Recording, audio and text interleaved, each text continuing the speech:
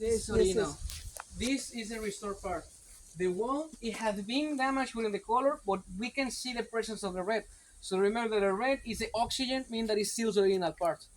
So this is still original, and we can have a real good look about the actual size of the temple. Once we're stepping into the plaza, everything is gonna look smaller, mis amigos, and it's a matter of perspective.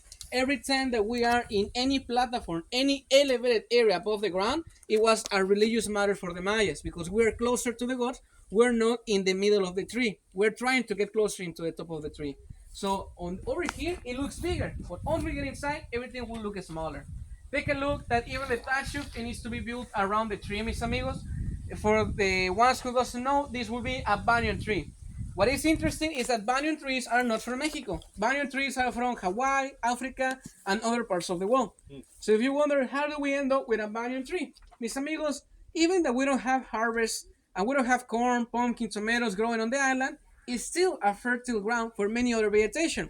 Tropical jungle forests that we have on the surroundings, it takes usually 12 up to 16 years to fully grow. While on the island, it only grows in 8 up to 9 years. Why does it grow faster here?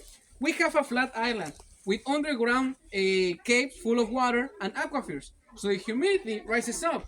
The limestone, it gives you calcium. And within the rains that we have, everything grows easily, talking about this vegetation. That's how the banyan tree, being an invasive species, can easily grow. And you get to see how beautiful it looks, how the roots, they can go through the stucco all the way down to the ground and push the stone apart, mis amigos. Now, for preservation matters, even the statue, we need to build it around and be really careful with it, but it leaves a beautiful picture that we can take. Now, according to the government and the official information, and I do believe this is quite accurate, as our geographical composition were a really popular commercial route back in the days, and we have find out many wreckage ships from back in the days on the island. Well, as most of the time, the commerciants from back in the days, they want to bring seeds and spices from all over the ports. But in the hurricanes, the seeds end up spread to the island. And if it was fertile ground for them, it can easily grow, mis amigos. That's why we have certain vegetation that is not from the island. And some species that are not from the island, like tarantulas, like the deer, and like the boa constrictors, mis amigos. But no worries, we will not find them on the tour. So with this being said, do you have any questions? Are you ready to see the last part? Yes. Perfecto. Please watch your steps. What's that burn area there? No, that area, well, this is quite sad. I didn't like to talk about that. Mis amigos, no, it's fine, it's history. When this island it was abandoned on the year 1520, after 2 years of the Spanish conquer, it was abandoned until the late 1800s. On the late 1800s, we got the Mexican Revolution, and many families start escaping the conflict and settle down on this island. So the first 21 families settled in the island. After the revolution independence, the government said in Mexico, if you work the land, you own the land. So that's how many families end up with many territory on the west side of the island.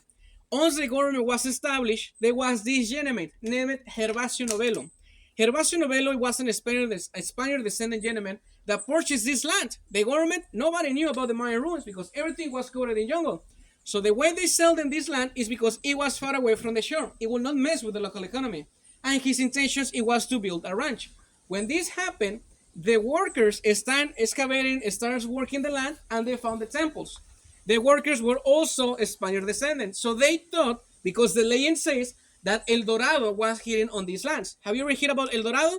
Mm-hmm. The city made out of gold. But Mayas never had gold with themselves. Only Aztecs in the north and Incas at the south. But in the middle, never had gold.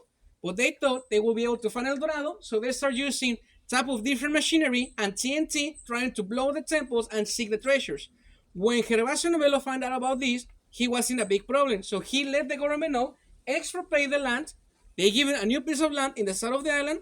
And because he did the good action to tell this and to give the land back, they added the name Gervasio Novello. That is the name of the gentleman who discovered this place. And it was the workers who tried to seek the treasures that they found here. And what Mayas used as jewelry back in the days, mis amigos, it was jade and semi-precious stones. So they did have jewelry, but not gold, like many people believe. And if you wonder about El Dorado, we don't have El Dorado. We have it looking for it. No Dorado, mis amigos. Hey, you said 80